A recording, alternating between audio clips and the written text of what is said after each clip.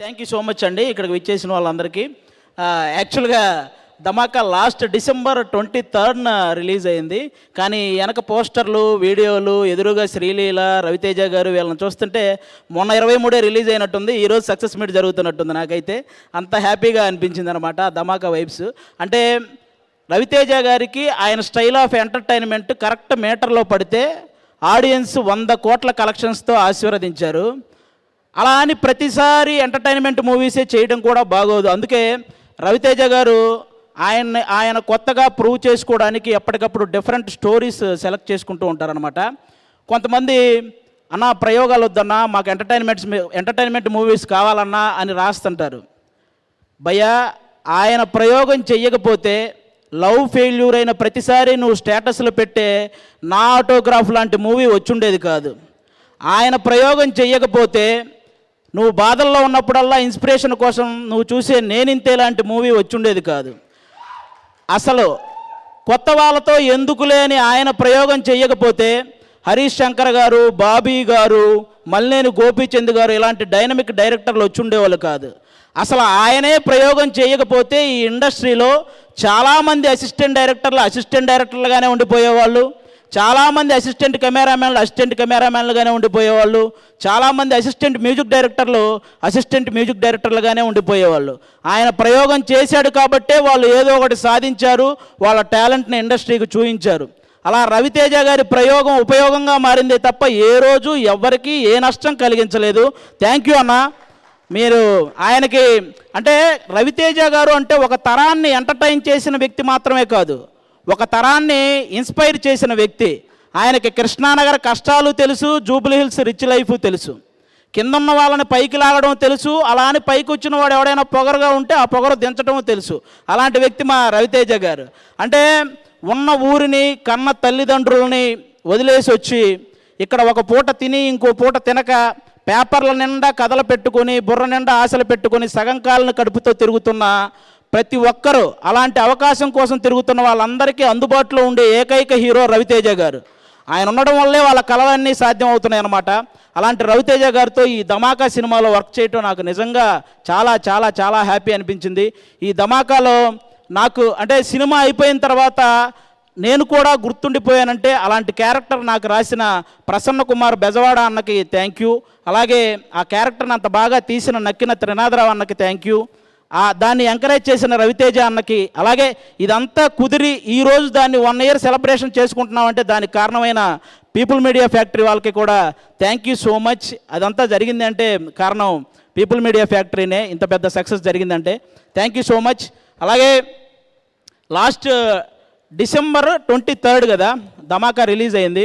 అంటే జనరల్గా రవితేజ అన్న నుంచి మీరు కోరుకునేది అంటే ఇప్పుడు నాకు మా హీరో కామెడీ కావాలి అని కన్ఫర్మేషన్ ఉన్న సినిమా కావాలంటే మీరు డిసెంబర్ 30th ఒకసారి వెంకీ సినిమా రిలీజ్ అవుతుంది, అది చూడండి. ఇప్పుడు మా హీరో ఏం చేస్తాడు అనే ఇన్ఫర్మేషన్ కావాలంటే John 13th eagle cinema release అవుతుంది, అది చూడండి. ప్రతి షాట్ ఒక థ్రిల్ ఉంటుంది. అలా ఉంది ట్రైలర్ ఈగల్ సినిమా. మన కార్తీక్ ఘట్టమనేని అన్నకి కంగ్రాట్స్ అన్న, ముందుగా ట్రైలర్ ఎంత పెద్ద సక్సెస్ అయినందుకు. లాస్ట్ డిసెంబర్ 23 నుంచి ఈ 1 year సెలబ్రేషన్స్ వరకు ఈ మధ్య ఈ 1 yearలో మనం చాలా చాలా చాలా గొప్ప విషయాలు జరిగాయి మన ఇండస్ట్రీలో కానీ అలాగే మన దేశం తరపున కానీ ఎన్నో గొప్ప విషయాలు జరిగాయి. వాళ్ళందరికీ మా ధమాకా టీం తరపు నుంచి అలాగే ఈగల్ టీం తరపు నుంచి వాళ్ళందరికీ ఇది ఇయర్ ఎండింగ్ కాబట్టి వాళ్ళందరికీ ఒకసారి మనం హ్యాపీ న్యూ ఇయర్ చెప్పాలని నేను మనస్ఫూర్తిగా కోరుకుంటున్నాను. అలా ఇన్స్పైర్ చేసిన వాళ్ళు ఎంతోమంది ఉన్నారు. అందులో ముఖ్యంగా మనకి ఆస్కార్ అవార్డు అనేది మన చెవులతో వినడం తప్ప చేతులతో పట్టుకోవడం జరుగుద్దా అనుకున్న వాళ్ళకి మనందరికీ ఆస్కార్ అవార్డును పరిచయం చేసిన చంద్రబోస్ గారికి, కీరవాణి గారికి వాళ్ళిద్దరికీ కూడా హ్యాపీ న్యూ ఇయర్ చెప్పుకుంటున్నాను. అలాగే ఆ పాట అంత రీచ్ అవ్వడానికి ఎవరైతే రీజన్ అయ్యారో ఎన్టీఆర్ గారు, రామ్ చరణ్ గారు, వాళ్ళిద్దరికీ హ్యాపీ న్యూ ఇయర్. ఆ పాట థాట్ని ఆ సినిమాలో పెట్టిన రాజమౌళి గారికి very very very happy new year మా టీం అందరి తరపున. అలాగే నేషనల్ అవార్డు అనేది ఎక్కడో హాలీవుడ్ హీరోలకి బాలీవుడ్ హీరోలకి వస్తుంది, మన తెలుగు వాళ్ళకి రాదేమో అనుకున్న టైంలో ఆ విషయంలో తెలుగోడు కూడా తగ్గేదేలే అని ప్రూవ్ చేసుకున్న మన అల్లు అర్జున్ గారు, ఆయనకి కూడా హ్యాపీ న్యూ ఇయర్. అలాగే మన దేశం తరపున మన క్రికెటర్ వరల్డ్ కప్ ఓడిపోతే మనందరం బాధలో ఉన్నాం. అలాగే మనకు వరల్డ్ కప్ ఇవ్వలేకపోయామని మన దేశ క్రికెటర్లు అందరూ బాధలో ఉంటే ఆ టైంలో డ్రెస్సింగ్ రూమ్లోకి వెళ్ళి ప్రతి ఒక్కరిని పలకరించి వాళ్ళకే కాకుండా మన దేశానికి కూడా ధైర్యం చెప్పిన మోడీ గారికి మా 2 టీముల తరపు నుంచి హ్యాపీ న్యూ ఇయర్. అలాగే చంద్రయాన్ 2 2014లో 2019లో ఫెయిల్ అయినప్పుడు అప్పటి చీఫ్ కళ్ళల్లో మనం కొంచెం కన్నీరు చూసి అందరం బాధపడ్డాం. అదే చీఫ్ కళ్ళల్లో ఆనందాన్ని 2023లో చంద్రయాన్ 3 సక్సెస్ అవగానే చూసాం. అలాంటి చంద్రయాన్ 3 సక్సెస్కి కారణమైన వాళ్ళందరికీ కూడా మా 2 టీముల తరపు నుంచి హ్యాపీ న్యూ ఇయర్. ఇలా హ్యాపీ న్యూ ఇయర్ చెప్పే సందర్భం నాకు తెలిసి ఇంకో స్టేజ్ ఎక్కడ మనకు రాదు. ఈ స్టేజ్ మీదే మన టీముల తరపు నుంచే చెప్పుకుంటున్నాను. అలాగే బాహుబలి తర్వాత ప్రభాస్ అన్న నుంచి ఆ రేంజ్ మూవీస్ రాలేదని మనందరం బాధపడ్డాం.